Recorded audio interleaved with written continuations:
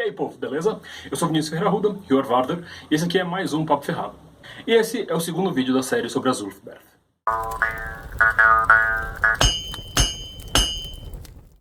Antes de começar, eu queria só pedir desculpas, porque no último vídeo eu falei que o Alan Williams nunca mais escreveu nada sobre as Ulfberht, e não é bem assim. Eu fui dar mais uma olhadinha no currículo dele, e acontece que ele sim, ele continuou escrevendo sobre elas, ele colocou mais alguns artigos sobre elas, mas os próprios títulos dos artigos dizem que não são tão específicos assim. Eu dei uma lida em um, que é sobre espadas do Oriente Médio, ou da Ásia, não lembro agora o título, mas é Espadas sobre o Oriente Médio e as Ulfberht. E só fala sobre as Ulfberht, mas, enfim, são os títulos meio confusos, assim. Eu não sei se é a forma com que esses artigos estão nomeados no Academia, academia.edu, mas, enfim, tem mais algumas coisas dele sobre as Ulfberht. Agora, dando continuidade. Hoje eu vou falar sobre as poucas coisas que a gente sabe sobre as Ulfberht, ou pelo menos o que a gente supõe com um pouquinho mais de certeza. Hoje eu vou falar um pouquinho sobre o que são essas espadas, quando que elas foram usadas e o que significa essa palavra, o que significa essa palavra Ulfberht. Para dar uma visão mais honesta, para aquilo que for teoria, mesmo as mais aceitas, eu vou sempre tentar oferecer algumas outras, mesmo que algumas sejam ridículas. E vocês vão ver como que sim, tem muita explicação ridícula sobre essas espadas. A maioria dessas ideias bizarras não tem nenhum respaldo acadêmico, tá? Normalmente é coisa que alguém fala numa convenção ou em algum fórum da internet, e daí vira verdade para algum grupo de pessoas que não viu as outras versões. E algumas constroem uma narrativa que acaba agradando algumas pessoas, sabe? E como as pessoas estão agradadas, elas acabam comprando essa ideia e reproduzindo. Então, se você já chegou a ouvir alguma dessas, eu vou dizer porque elas não são tão prováveis assim. Sem mais delongas, vamos começar. A primeira pergunta é, o que são as Ulfberht? E eu respondi isso um pouco no vídeo passado, mas eu vou responder de novo, porque essa é praticamente a única pergunta que a gente tem realmente uma resposta certeira. Bom, Ulfberht são um grupo de espadas encontradas principalmente na Europa Setentrional e na Europa Central, que tem como unidade ali que a lâmina dela está escrita Ulfberht, ou algumas variações disso. E isso é importante, é um grupo de lâminas de espadas. Isso não aparece em lâminas de facas, de lanças, de machados, isso só aparece em espadas. Essas letras, né, elas sempre são feitas durante o forjamento da lâmina e são sempre feitas com ferro caldeado. Vai ter gente que pode falar que tem pelo menos uma Ulfberht que tem o nome escrito com inlays de prata, que é uma espada que hoje está no Neues Museum na Alemanha. E sim, essa espada existe e ela é legítima. Só que o inlay não é original. Ele foi uma escolha péssima do responsável pela conservação dessa espada, que pintou as letras com uma tinta de prata para facilitar na leitura durante a exposição dessa espada. É cagado, eu sei, mas eu vou falar bastante disso mais pra frente. E ponto, é isso. É a única espada que não tem os inlays visivelmente de ferro, embora eles estão de ferro debaixo daquela prata, e mesmo assim, essa prata é uma adição moderna. Tá. E sobre essas espadas, elas têm características específicas que são só delas? Não. Tirando a escrita, elas são exatamente iguais à maioria das outras espadas que estavam sendo feitas no período. E elas são feitas com basicamente as mesmas técnicas. Tirando, talvez, um grupo específico delas, que eu vou abordar mais pra frente nessa série, que seriam aquelas feitas com um aço diferente. Mas beleza, de quando que elas são feitas então? Basicamente do século IX ao XII. Mas aí já começa o enrosco para responder qualquer tipo de pergunta. E a gente ainda vai na terceira característica dela. Bom, as Ulfberht mais antigas que a gente tem notícia, elas datam no começo do século IX. E ponto, é isso. Isso meio que diz pra gente quando que elas começaram a ser feitas. Foi por volta do ano 800, 850. E de modo geral, a quantidade delas vai sempre minguando até chegar no século XI. E quando chegar lá pelo ano 1100, que aí você vai entrar no século XII, você ainda pode ter algumas, só que com certeza essas espadas são relíquias de épocas mais antigas. Então, apesar de existirem Ulfberht no século XI e XII, a gente consegue afirmar com uma certa certeza que elas já tinham pelo menos uns 100 anos quando elas foram aposentadas. Tem só um probleminha aí. A arqueologia não é exatamente uma ciência exata. E muitas dessas espadas elas já eram conhecidas e famosas entre alguns arqueólogos já no século XIX. E esses caras tinham uma outra metodologia, uma outra abordagem da coisa. Então, algumas delas, a datação é meio um chute. E você não tem como confirmar, porque você não tem relatos exatos do contexto em que ela foi encontrada. E com certeza, algumas dessas espadas, que a gente conhece hoje como Ulfberht, são falsificações modernas. Quantas? Não sei, mas pelo menos algumas são. E isso tudo começa com os probleminhas lá no século XIX e o colecionismo. Com os gabinetes de curiosidade e a museologia da época. e a própria arqueologia da época. A própria Wallace Collection, que eu mencionei no vídeo passado, ela era uma coleção particular de um cara que não era arqueólogo, e sim um maluco com muita grana na Inglaterra, que curtia armas e armaduras antigas. Então ele comprava tanto lotes quanto peças individuais, por um bom preço, para expor. Isso era muito comum na época. Já tinha naquela época, isso em 1800 e pouco, quem falsificasse essas peças para expor em museus. Mesmo com todo o serviço de curadoria mais chato que os museus tinham. Mas, principalmente, o mercado desses falsificadores era esses caras excêntricos e ricos. Era moda na época, especialmente entre uma burguesia ascendente e um resquício de nobreza, você ter espadas e armaduras na sua sala de estar. Ainda mais se você, como um anfitrião, soubesse sobre as curiosidades delas. E quanto mais bizarra, mais interessante. Então você tinha uma espada que era um baita de um Frankenstein, só que chamava atenção, isso era legal. E tinha muito disso, da lâmina vindo de um lugar, da guarda vindo do outro, do pomo vindo um terceiro, e você simplesmente montava tudo e expunha como uma peça só. Sem contar algumas partes que eram claramente feitas na época sob encomenda para completar o visual daquelas espadas, ou armaduras, ou qualquer outro tipo de antiguidade. E vocês percebem o quanto que isso consegue poluir uma pesquisa feita hoje? Deixa eu falar uma coisa que a maioria das pessoas não sabe ou ignora quando pega um livro de qualquer pesquisador, por mais sério que esse pesquisador seja. Ele não pega todas aquelas peças que ele está analisando na mão. É impossível você viajar para todo canto. Isso toma muito tempo e gasta muito recurso. Sem contar que às vezes você precisa dos contatos certos em cada museu. E quando entra em coleção particular, a coisa fica pior ainda. Muitas vezes o pesquisador só pega um número dessas peças, o número de catálogo delas, e pede fotos pro responsável. Ou então uma amostra, um memorial descritivo. Claro que hoje em dia com a internet está mais fácil. Mas a internet é um fenômeno bastante recente, né? E tá, o que isso tem a ver exatamente com as Ulfberth? Eu falei da Anne Stausberg na parte 1. E eu vou dar um exemplo dela. Ela averigou 166 espadas, com inscrições Ulfberth ou equivalentes, e de lá pra cá ela soube de mais algumas. Tem algumas que foram encontradas, tem algumas que ainda nem foram documentadas, e tudo mais. Beleza. Então a gente vai arredondar essas 166, mais esses achados, para 200. Algumas já eram conhecidas desde lá do século XIX, e elas já tinham um valor alto no colecionismo. Claro, muitas outras vieram depois. Quantas que vocês acham que são originais? A maioria, ok. Mas vamos supor que 10 dessas 200 espadas sejam falsas, sejam falsificações. E vamos supor que mais 10 tiveram alguns componentes trocados ali para fazer uma assemblagem melhor para mostrar para o museu. Lembra? Eu já falei de uma que o cara literalmente pintou com prata as letras. Então assim, se a gente for considerar esses números de 10 falsificações e 10 que foram adulteradas, a gente vai ter 5% de espadas aí que não deviam estar nessa lista e mais 5% que está contaminando a lista com adulterações. São 10% das espadas. 10% de um corpo de prova que você não pode confiar é muita coisa. E assim, recentemente eu já vi em casas de leilões pela internet Ulfberths que são claramente falsas sendo vendidas com atestados, com certificados de autenticidade, que são emitidos por especialistas. Ah, mas por quê? Como é que o cara vai fazer isso? Deixa eu falar uma coisa. Existe leiloeiro que tem má índole. Quem diria? Só pra vocês terem uma noção, o Peter Johnson, que na minha opinião é um dos melhores, se não o melhor espadeiro da atualidade, ele se nega a passar qualquer informação sobre artefatos originais em fóruns. Porque ao invés de você estar educando um comprador que vai evitar aquelas falsificações, você acaba educando o falsificador a fazer falsificações mais convincentes. E olha, tem falsificador que é bom. E assim, na internet, com espada que é praticamente todinha feita de ferro e aço, não tem dendrocronologia, não tem estratigrafia, não tem carbono 14 para você saber a idade daquilo. E inclusive é o backlash desse tipo de vídeo aqui. Mas infelizmente é o preço que a gente acaba pagando. Mas Vinícius, os museus têm testes. Vocês sabem como é que é feita a metalografia de uma espada? Você pode usar um equipamento muito caro, tipo um raio-x ou uma ressonância magnética, ou então um processo mais barato e mais confiável é você quebrar ou você corta um pedaço dessa sua espada, ou de qualquer objeto de ferro, você dá um polimento extremo naquilo ali e você coloca no microscópio. Esse primeiro tipo de testes seria o ideal, só que ele é bem recente, e para ele ficar realmente confiável, e vai levar mais alguns anos aí para você ter alguns equipamentos de ponta feitos especificamente para isso. Porque você está adaptando normalmente um equipamento de uso médico, muitas vezes, como um raio-x ou uma ressonância, para uma espada ou para uma faca.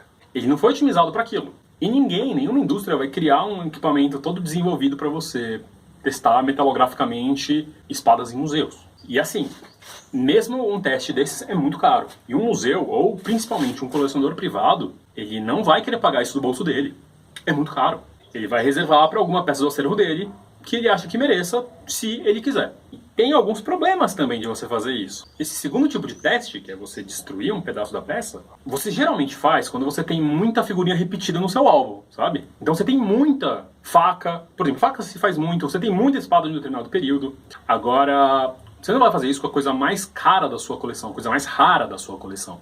E as Ulfberth são levemente raras. Você tem aí menos de 200 espadas espalhadas por toda a Europa. Agora pensa só, qual que é o grande problema de por que os museus não querem tanto investir nisso também. Você é um colecionador ou um curador e você fez o seu museu ou sua instituição ou o seu bolso pagar 15 mil euros num leilão por uma espada. E daí você vai testar ela. Ou você destrói ou você gasta mais 1.000 euros para testar ela. E ela é falsa. Ah, mas o museu tem a obrigação de mostrar a verdade. Cara, na teoria, a natureza, ela é linda, mas existe malária, sabe? O que eu quero dizer é o seguinte, o museu também tem os interesses dele. E às vezes aquela ali é uma peça que atrai um monte de visitantes. As pessoas visitam seu museu para conhecer aquele tipo de trabalho.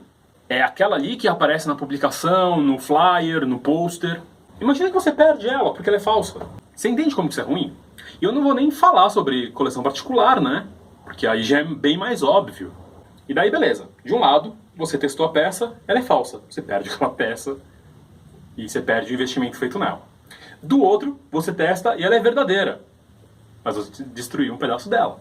Então, num geral, na grande maioria dos casos, os museus só chegam e deixam ela como tá. Atrás de um vidrinho e deixam um cara fodão vir pegar ela de vez em quando com a sua luvinha de látex, as suas lupas, seu microscópio, e depois você devolve ela para de trás do vidrinho. E é importante a gente conhecer esse entorno todo para poder analisar essas espadas, ou qualquer outro objeto antigo. Isso ia ter que ser mencionado em algum ponto desse vídeo ou dessa série. Eu usei aqui para mostrar por que até a datação às vezes é complicada. E ainda considerando a datação, quando você dá uma data para a maioria dos contextos em que essas espadas foram achadas, você tem uma margem de erro aí de uns 25, 50 anos. Isso sem falar sobre uma datação que pode ser alterada por eventos naturais ou involuntários humanos. Por exemplo, um deslizamento de terra, que vai estragar a estratigrafia daquele terreno, ou como muitas espadas foram encontradas, alguma máquina que está fazendo algum serviço, por exemplo, um trator, uma escavadeira, e daí o operador está lá mexendo e de repente percebe que ela bateu em alguma coisa de ferro. Ele não para o trabalho dele e chama a junta de conservação local para vir um arqueólogo e ver o que ele pode ter batido. Não, ele geralmente para, desce, olha o que tem de ferro ali, vê que é uma espada, e daí sim ele chama a junta de conservação ou um arqueólogo. E nisso você já estragou o contexto daquela espada. E você não tem como datar ela, a não ser pelo estilo. Agora sim, dando o meu parecer, Vinícius, sobre a datação dessas espadas. Se você for considerar o número de exemplares, a localização, o contexto que elas foram achadas, e você for ver onde que esses números se aglomeram mais, eu diria que elas começaram a ser feitas entre 820 e 850 e foram feitas até mais ou menos 900, 950. Se você for parar para somar, não é muito tempo de fabricação, seriam 130 anos aí. Ao contrário dos 300, que é o que a maioria das pessoas sugerem. Tem espadas que foram feitas depois? Com certeza tem. Mas eu acho que seria mais uma ou outra, elas cairiam nessa categoria de falsificação feitas ainda naquele período. Não falsificações do século XIX, mas falsificações do século IX. Isso é importante ser dito, porque se você for levar as hipóteses mais aceitas, e pelo menos a hipótese que eu mais concordo, de que uma empresa fazia essas lâminas, essas posteriores provavelmente não eram feitas pela mesma empresa. Só que assim, eu sou cético quanto à continuação desse mesmo grupo de ferreiros fazendo lâminas ainda no final do século X. Porque mesmo a maioria das Ulfberth que tem escrita errada, elas datam mais ou menos entre 850 e 950. Então o que eu quero dizer é, mesmo as falsificações, elas datam da mesma época que as originais. Agora, um último detalhe sobre as datações. Existe pelo menos uma espada tipo K, encontrada na Iugoslávia, que dataria do finalzinho do século VIII. Então a gente está falando aí de 750 a 775, mais ou menos. Isso faria com que a datação delas fossem mais antigas do que elas normalmente são assumidas. Só que assim, eu estou desconsiderando essa espada porque a maioria das pessoas que estudam elas descartam essa hipótese. Porque essa espada tem essa data por causa de uma moeda bizantina, que tem essa data mais ou menos entre 750 e 775, que foi a data que essa moeda foi cunhada. Só que essas espadas de tipo K, elas surgem bem depois, lá pro ano de 820, 850. E uma moeda antiga podia estar ali. Só para vocês pensarem, tem gente que hoje tem moedas do século VIII e não é por isso que a gente está no século VIII. Então assim, quando você tem um achado inteiro e você tem uma moeda com uma data específica, você sabe que aquele achado não é de antes dessa moeda, mas ele pode muito bem ser depois. Alguém pode ter guardado aquela moeda como uma relíquia, uma medalha ou alguma coisa do gênero. Sobre datas, é isso. Então o que a gente tem aqui até agora são lâminas de espada, tem letrinhas que escrevem Ulfberht e datam entre o século IX e XII, provavelmente sendo feitas entre o século IX e X. A próxima pergunta que a gente tem que fazer é: o que significa Ulfberht? Ulfberht é um nome. Isso a gente meio que sabe. Só que eu preciso falar algumas outras hipóteses e explicações, mesmo que pelo menos uma delas não tenha embasamento nenhum. Mas já que você já ouviu, eu vou jogar ela fora pelo menos. Então me acompanhe. Ulfberht literalmente significa lobo que brilha, brilho de lobo, no sentido de algo que brilha como um lobo, que reluz como um lobo, mas não o brilho que vem do lobo. Formado com a palavra Ulf, que significa lobo, e Berad, que significa brilho. Isso na língua que os francos usavam, o idioma comum dos francos, ou pelo menos alguns dialetos. O legal é que é uma palavra com bastante cognato, tanto no inglês antigo dos anglo-saxões, quanto no nórdico antigo dos escandinavos. Então em inglês seria Ulfbeorn, e em nórdico ficaria alguma coisa como Ulfbjartr. Então por mais que esses povos entendessem aquela palavra, tinha uma variação. E isso sugere pra gente que seja um termo franco, mesmo que esse Ulf no nórdico antigo seja praticamente igual. Mas é comum quando você tem terras que são próximas, e tem a mesma origem linguística, você ter palavras que sejam iguais e que significam a mesma coisa. São os cognatos, afinal. Então não é um nome viking, é um nome franco do período carolíngio. Inclusive, essa parte do Berath, que dá esse Bert, aparece em vários nomes que a gente conhece hoje, como Alberto, Norberto, Roberto, Humberto ou outros nomes. É um termo que está presente em nomes, principalmente nomes de homens. E algumas variações desse nome poderiam aparecer em algumas fontes escritas do século VIII e X, forçando um pouco a barra, mas com várias formas de escrever, como Wulfberht, Wulfberht, Wulfbert, Wulfbert, Wulfbert. Só tudo igual. Mas vocês viram como aparecer escrito, né? Claro que a pronúncia nem sempre era igual, dependendo do dialeto, isso ia mudar um pouco. Mas, na essência, o nome é o mesmo. Ele é feito das mesmas raízes. Mas tá, isso quer dizer que esses nomes, quando aparecem em alguma fonte escrita, são o mesmo nome da espada? Não. E vocês podem ver a variação de escrita. E também a data. E não é porque eu me chamo Vinícius que eu seja o Vinícius de Moraes. Mais de uma pessoa tem o mesmo nome. Só na terceira série tinham 3 Vinícius na minha turma.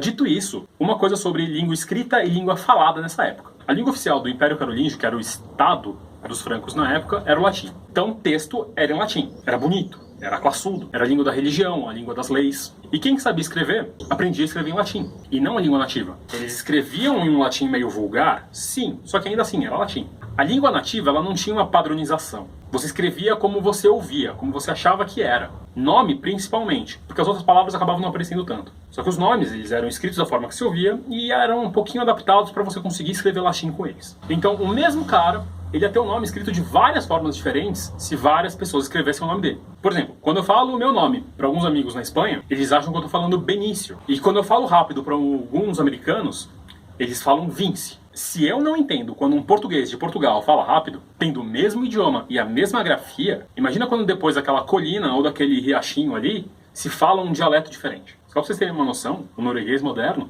tem vários dialetos e mais de uma forma de escrita oficial. Mas voltando a falar sobre nomes, um exemplo muito ilustrativo. Pensa no nome Thaís. E eu já vi escrito assim. Se você duvida de que alguma dessas formas existe, joga no Facebook pra você ver. Ou seja, era tipo pedir café no Starbucks, sabe? Isso acontecia com praticamente todas as palavras. Isso falando de línguas nativas e não o latim. O latim tinha uma forma específica para você escrever. A única coisa que padronizava e segurava um pouquinho esse caos linguístico é que quando eu aprendia a escrever com alguém. Então eu escrevia da mesma forma que esse alguém me ensinou. E se você tem poucos mestres e muitos alunos, não eram muitos na verdade, mas se um mestre tivesse 2 alunos, você meio que padronizava um pouco a forma de escrita. Só que isso para línguas nativas e não necessariamente o latim. O latim era escrito de uma outra forma. E na língua nativa eu quase não ia escrever. Bom, então tá. Lobo que brilha. Franco. E ele é escrito em letras latinas. Na verdade, isso é uma versão franca das letras latinas, que são chamadas de minúsculas carolíngias. Nome sugestivo, né? Mas assim, é basicamente o alfabeto latino. A evidência maior é o uso do V no lugar do U, porque ele tinha esse som de um U soprado, que hoje em algumas línguas se usa o W. Nerdice. Vocês podem dizer que eu mostrei o nome aqui escrito com a letra W, só que isso na verdade acaba sendo uma transliteração. E em muitas fontes aparecem 2 U's ou 2 V's. Inclusive, no espanhol, a letra W se chama W, V em dobro. E em inglês é W, dobro U. Era exatamente como era escrito. Bom, então tanto a etimologia quanto a forma com que isso era escrito dão pra gente a região em que as espadas eram feitas. E a gente sabe que tinham seres humanos na área com esse nome. Então a gente pode afirmar com uma relativa certeza que é o nome do ferreiro. Especialmente porque tem outras espadas com nomes assinados feitas com as mesmas técnicas na mesma época. Incluindo pelo menos uma escrita com o alfabeto cirílico, isso já no século X. E eu vou falar delas no próximo vídeo. Mas tá, por que você fala então relativa certeza e não uma certeza total? Porque tem arqueólogo que discorda forte disso, da etimologia e tudo mais. E tem umas espadas que, em teoria, contradizem isso. Tem quem diga que a palavra berth vem, na verdade, do inglês antigo beren, que significa portar, no sentido de armas, tipo empunhar. Tendo essa forma berth, dependendo do tempo verbal em que ela aparece. E daí o pessoal fala que a palavra Ulf não tem um equivalente direto na língua franca e que deveria ser escrita de outra forma, aparecendo geralmente com um U bem redondinho embaixo e não com a letra V, ou então com W. E por isso a palavra é nórdica, ou ela vem de um inglês antigo influenciado pelos escandinavos durante as invasões. Eu acho um tiro meio longe, mas quem diz isso estudou isso bastante a fundo, e bem mais do que eu, então eu vou considerar. Daí seria mais ou menos a tradução para a espada que o lobo carrega, já que seria literalmente algo como portada do lobo, portada pelo lobo, ou algo assim. Agora, ao invés de lobo diretamente, o pessoal fala que Ulf poderia ser um nome próprio, porque Ulf realmente ele é um nome atestado em fontes como nome de pessoas do período, ao invés de significar literalmente lobo. Então poderia ser a espada do Ulf. Só que são mais de 170 espadas, né? Eu acho a argumentação meio fraca. Assim, funcionaria muito bem se tivesse uma ou duas delas, mas são muitas. E algumas claramente foram feitas pela mesma pessoa, então... sei lá. Agora, o maior contra-argumento de que Ulfbert seria o nome do ferreiro, ou de uma empresa fazendo aquilo, ou seja, que seria uma assinatura, é uma espada achada no rio Nene, ou Nene, em Ravenswillows, em Cambridgeshire, que tem tanto o nome Ulfbert escrito de um lado, como Ingelri escrito no outro. E assim, eu vou falar mais sobre isso no próximo vídeo, mas a gente tem bastante certeza de que Ingelri era o nome de um ferreiro. Agora, a única explicação que eu consigo pensar para ter esses dois nomes ao mesmo tempo, na mesma lâmina, é que Ingelri talvez fosse o mestre ferreiro que fazia as Ulfbert, resolveu assinar com o próprio nome, ou que ele era um estudante, aprendiz de um cara que assinava como Ulfbert, e daí ele resolveu colocar os dois nomes para mostrar que, tipo, sim, essa aqui é uma espada Ulfbert, feita por essa empresa, mas eu sou o Ingelri. Então é a única solução. E eu vou explorar um pouquinho mais essa ideia no próximo vídeo. Agora, eu tenho alguma bagagem que suporte esse argumento? Não, é só especulação.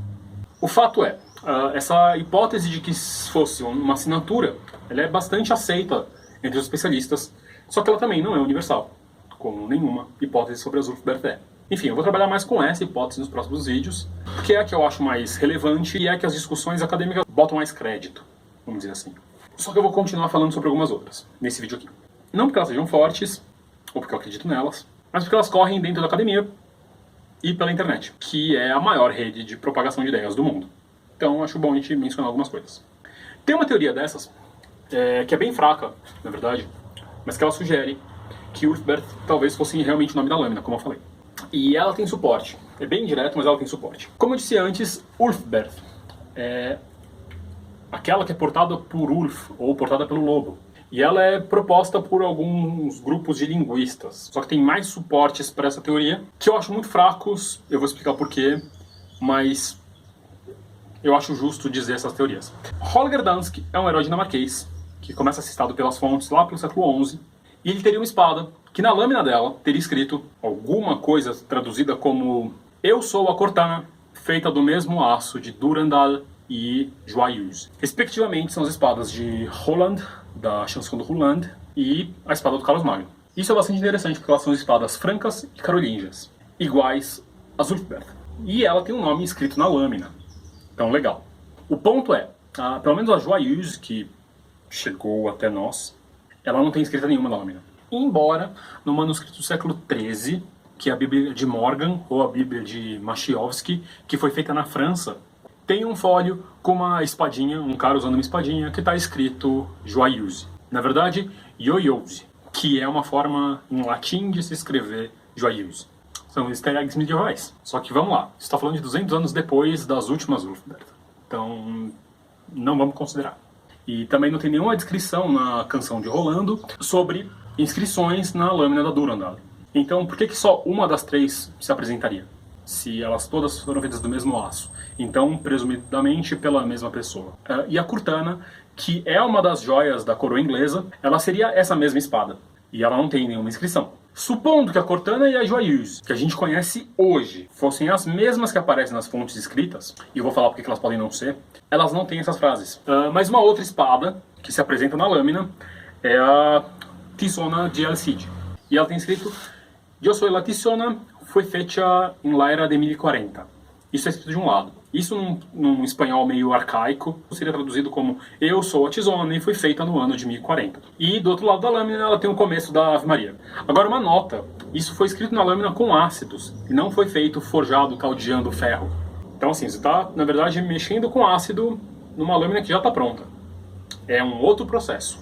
Agora tá, 1040, parece meio tarde para você falar de Ulfberth. Ok. Só que esse 1040 pode se referir à Era Hispânica, que começa no ano de 38. Então, na verdade, ela estaria falando sobre ano de 1002. Então, tá dentro dos limites que algumas pessoas sugeririam para as Ulfberth. Mas, de novo, é uma outra técnica. Agora, numa outra nota, o Rodrigo Dias de Vivar, que é o El Cid, ele nasceu em 1043. Então, ele só teria usado essa espada algumas décadas depois dela ter sido feita, se a gente for levar isso em conta, né? Só que assim, a gente não pode levar essas espadas famosas tão a sério e achar que elas realmente são as espadas que elas dizem ser. Porque vocês acham que o problema de falsificação começa no século XIX? Pensa assim, eu sou o neto do Carlos Magno e daí eu tô em guerra com meu primo pelo direito à coroa. Ele disse que era o favorito do vovô e por isso ele merece ser herdeiro. Só que eu apareço com a espada que era do meu avô e eu digo que ele me deu. Então quem que pode dizer que é o favorito de verdade? Isso, claro, dando um exemplo bem esdrúxulo. Não aconteceu esse episódio exatamente, mas episódios parecidos acontecem na Europa inteira. A espada não precisa ser verdadeira. Eu posso simplesmente ter mandado alguém fazer. Quem que vai checar fake news nos anos 850? A gente não checa nem hoje. Então assim, isso rolava aos montes. A Joyeuse, com certeza, é um caso desses. A Tizona também. Principalmente pela forma do castelhano que foi usado na época. É um castelhano que não é do século XI. E a técnica de água forte, de ácido, né? Também não.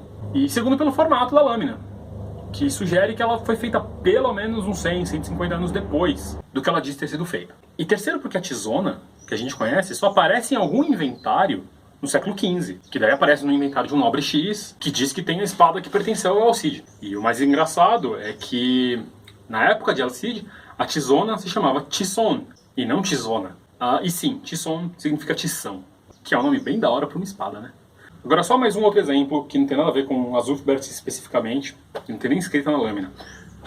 Mas assim, no século XVI enterraram o Conde Ansúrez em Valladolid, na Espanha.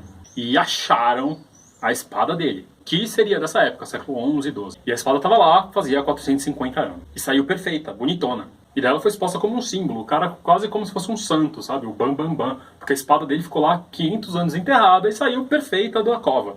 Agora, curiosamente, a espada tem todos os traços, as características, os pesos, os estilos de uma espada do século XVI. Agora, assim, pelo menos o Museu de Valladolid é bastante honesto nesse ponto. E ele diz essa história toda, e ele tira sarro dessa história toda, e ele continua expondo a espada, que é o item mais legal da exposição, e ele não precisa fingir que ela é uma espada que veio do século XII, como se faz com a Tizona, como se faz com a Joyeuse, como se faz com a Cortana. Só para falar de novo de museu. O que eu quero dizer é que as pessoas já mentiam na Idade Média. E elas mentiam tanto quanto hoje. Só que não tinha nenhum especialista no assunto para desmentir. O ponto é que relíquia, religiosa ou nobiliárquica, ela te dá legitimidade. E não muda hoje. Eu tenho uma katana na minha parede, é bacana. Se eu tenho uma katana na minha parede, que veio com uma família de imigrantes, na primeira leva de imigrantes japoneses para o Brasil, no começo do século XX, putz, é mais bacana ainda. Se eu sou dessa família, putz, é o combo completo. Isso, inclusive, explica o mercado de antiguidades de hoje. Não tem nada novo sob o sol. Isso tudo para quebrar o suporte de que Ulfberth fosse o nome da lâmina, da espada. Tipo uma espada lendária que todo mundo quisesse ter. E para enterrar esse assunto, tem mais 3 motivos. Vamos dizer que assim, a Cortana, nas lendas do Holger Dansk, seja verdadeira, e a Tizona também. Elas sempre se apresentam como Eu Sou A. E daí ela fala o nome dela. Então você tem já uma fórmula de apresentação da espada. As Ulfberth não falam Eu sou a Ulfberth. Não tem nenhuma Ulfberht que se apresenta dessa maneira. Enquanto que aparecem assinaturas da mesma forma em outras espadas, com as mesmas técnicas e algumas seguidas da frase me fecit, que em latim significa me fez. Não só espadas, mas qualquer outro objeto, tem muito essa construção. Tal pessoa me fez. Não sempre, mas existem espadas que têm o nome do ferreiro escrito dessa forma e do mesmo grupo tem só o nome do ferreiro. Então assim, a analogia não funciona. O segundo motivo, se fosse uma espada tão lendária, tão épica, que precisasse ser feita mais de 200 vezes, rapaz, isso ia aparecer em alguma lenda do período. Durandal, Cortana, Tison, Tyrfing, Skofnungr, Croquiamor, Excalibur. Sabe, você tem lendas de várias épocas da Europa inteira até esse momento, de espadas, que são lembradas em culturas diferentes, em regiões diferentes, e você não vê esses nomes escritos em nenhuma espada. Então por que só Ulfberht seria o caso oposto? Ela não aparece em lendas, mas aparece o nome das espadas. E ela é famosa ao ponto de ser replicada. Não faz sentido. E o terceiro ponto é que tem Ulfberts que a gente tem o paradeiro desde lá do século IX. Uma delas é a espada de Santo Estevão, que está em Praga hoje. Ela é uma Ulfberht e está lá faz 1000 anos, e você sabe que ela está ali faz 1000 anos. Você sabe o dono dela há 1000 anos, sendo cuidada. Ela foi atribuída a um santo. E essa espada não tem nenhum nome que a gente saiba. E tem coisa escrita na lâmina. Então assim, eu acho que a proposta de você colocar isso como o nome da espada, porque é uma espada lendária, eu acho bastante inconsistente. Bom, e aí vem uma outra hipótese que, se não é o nome da arma, não é o nome de uma pessoa que fez, pode ser uma invocação mágica. E eu digo isso não no sentido de, feitiçaria, bola de fogo, voodoo, mas como uma oração. Alguém que faz um sinal da cruz antes de entrar numa igreja, tá fazendo magia, superstição. E essa teoria surge porque você tem várias armas do período, não só espadas ou lâminas de espada, que tem orações escritas na arma. E independente da cultura, você vai ter trecho em latim, você vai ter trecho em eslavônico, em árabe, e você vai ter isso desde sempre até ontem. A Tizona, como eu falei, ela tem a Ave Maria escrita de um lado. E tem outra porrada de espadas que tem isso, ou abreviações. Normalmente alguma prece a algum santo, ou o nome de um santo, ou, sei lá, um sinal da cruz, algum símbolo religioso. Tá, e nesse período especificamente século IX e X, tem? Sim, tem. E é um monte, tem bastante mesmo. Às vezes com algumas abreviações só dizendo, tipo, em nome Domini, alguma coisa do gênero, sabe? Às vezes na lâmina, às vezes é com lei de prata, às vezes é na guarda, às vezes é no pomo, às vezes está escrito no cabo, às vezes na bainha. Cara, isso tem bastante. E até mesmo algumas Ulfberht têm essas inscrições em latim ou abreviações com essas orações, dizendo coisas como em nome de Deus, ou em nome de Jesus onipotente, coisas do gênero. Então, ok, parece plausível. Tirando que a gente não conhece nenhuma expressão, nenhuma oração que fale Ulfberht e nenhum santo chamado Ulfberht. Ninguém reza para São Ulfberht ou Ulfberto. Então, como nome de santo, a gente meio que descarta isso. E como uma oração fica fraco, sabe? E por que seria uma oração você falar, sei lá, portada pelo lobo, ou brilho do lobo? Ainda mais no idioma nativo e não no latim. Então não faz muito sentido. Só que uma das justificativas para você chamar isso de uma oração é porque você tem cruzes no nome, tanto antes como depois da palavra Ulfberht, muitas vezes antes do T, que tem gente que interpreta como se fosse para você abrir e fechar uma oração ali dentro. Só que essa construção de você colocar cruzes entre nomes tem outros significados na Idade Média, e eu vou explorar bastante isso no próximo vídeo, na verdade. Beleza, então essas são as razões para você acreditar que é uma expressão religiosa, uma oração, alguma invocação desse tipo, e alguns motivos que te dizem por que isso seria a forçação de barra. Agora, o significado para Ulfberht, que é mais absurdo, é o que uma galera do neopaganismo diz, que quer empurrar a história de que aquelas cruzes, na verdade, são runas e por aí vai. E tipo, não me levem a mal, tá? Eu sou pagão, só que, por favor, sabe? O argumento se baseia em que seja uma runa para a letra O ou a runa da letra N. Ou então alguma runa mística desconhecida, sabe? Que eu acho que é um argumento bastante conveniente, né? A gente não sabe o que é, mas é. E ainda que fosse uma runa com o som de N ou de O, num caso você criaria uma palavra que não tem muito significado, né? Um Ulfbernit, sabe? Que não existe. Ou Ulfberot, que seria uma variação escrita, talvez. A justificativa para a palavra que não existe é que essa palavra se perdeu no tempo. De novo, conveniente, né? Mas ok, tem alguma outra espada com alguma inscrição sem significado? Tem. Tem algumas palavras que a gente não sabe o significado nenhum. Só que isso é procurar chifre em cabeça de cavalo. E a gente sabe que unicórnio só tá ali na fantasia, não na realidade, sabe? E muitas vezes as palavras que a gente não sabe o significado nada mais são do que formas corrompidas da palavra. Então, às vezes uma pessoa analfabeta escreveu aquilo da forma que ele achou que fosse e por isso que a gente não sabe o significado. Não significa que seja a palavra correta. Ou que talvez a pessoa que fez soubesse que aquilo ali era uma palavra. Bom, além disso, essa teoria ela surge muito em fóruns, em grupos de neopaganismo, de runas e tudo mais, com aquela coisa mais mística, não no ponto de vista da runa como um alfabeto. E isso não tem respaldo nenhum da arqueologia ou por pessoas que realmente pegam esses artefatos e olham eles na mão. Isso é meio que uma invenção da internet. E também não faz muito sentido se você for pensar em escrever com o alfabeto latino e com o alfabeto único ao mesmo tempo. Cara, não faz muito sentido mesmo. E só um adendo sobre espadas com runas nas lâminas. Existe uma espada que já foi descrita pelo Jan Petersen lá em 1919, quando ele escreveu The Norske Vikingasverta, que tem uma possível inscrição rúnica na lâmina. Uma das mais de 2.000 espadas encontradas na Noruega tem uma.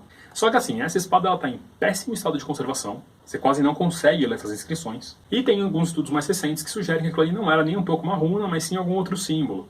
Tipo um pedaço de uma suástica, um pedaço de alguma cruz, um pedaço de um ômega talvez, e que só parece uma runa. Então essa espada, essa única espada em questão, cai em duas categorias aí. Ou não é uma inscrição rúnica, ou o dado é inconclusivo. Você não tem como afirmar que é uma runa. Ah, mas tem runas em saxes, tem runas em pomos de espadas, tem runas de não sei o que. Tem, mas não existem runas em espadas, em lâminas de espadas feitas com a mesma técnica das Ulfberht. Normalmente vão ser inlays, ou vão ser riscadas, ou vão ser alguma coisa do gênero, em outros tipos de água. Resumindo tudo isso, qual que é a minha opinião? Que isso é um nome próprio, isso é uma assinatura. Não necessariamente o nome do ferreiro, inclusive. Mesmo porque, com certeza, isso não era o nome de um único ferreiro. Porque pode ter sido o nome de um cara, e daí as pessoas continuaram assinando com o nome dele, pode ser uma família que manteve o mesmo nome ao longo das gerações, que é possível. Só que assim, você tem muita espada ao longo de muito tempo para ser obra de uma pessoa só. Seria impossível, impossível mesmo. E mesmo que fosse um ferreiro muito famoso, isso apareceria em alguma tradição oral, alguma lenda, alguma coisa do gênero. Porque você está falando aí de um cara que teve espadas espalhadas pela Europa inteira. Além disso, justamente o fato de ter essas cruzes pode indicar uma outra origem para essas espadas, corroborando com a ideia de ser uma assinatura. Só que isso vai ficar para o próximo vídeo. Então, até lá.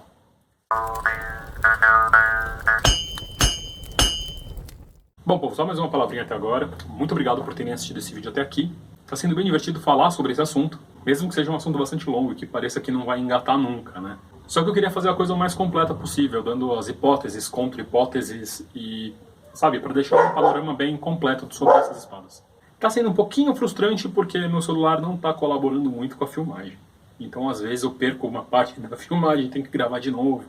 Mas tá saindo. E eu nunca vou fechar o assunto com uma certeza, porque a gente não tem essas certezas, a gente tem hipóteses. Então, não posso chegar aqui e falar, as Ulfberts eram isso, mas sim, as Ulfberts provavelmente eram isso, porque a gente não sabe. E eu não tenho como bater o martelo aqui e falar o que é ou não é. Curioso, né? Ferreiro, bater o martelo. Mas enfim, eu queria muito agradecer meus patronos lá no Patreon, que é uma galera que me ajuda a criar ânimo para poder continuar gravando esses vídeos aqui e tudo mais. Para quem não sabe o que é o Patreon, para quem não me segue lá, eu vou deixar o link aqui na descrição. Dá uma olhada, tem vários benefícios, vai que algum te atrai. E eu sei que a situação não tá fácil para ninguém, então tem vários tiers diferentes, né? Para você escolher qual que cabe melhor no seu bolso. E além do que tiver descrito lá como bônus, né? Como benefícios, vocês também vão ter muito a minha gratidão, muito obrigado da minha parte, viu? Porque vocês ajudam bastante no canal. De resto, não se esquece de se inscrever aqui no canal, ativar o sininho, dar like, comentar, essas coisas todas. E até a próxima.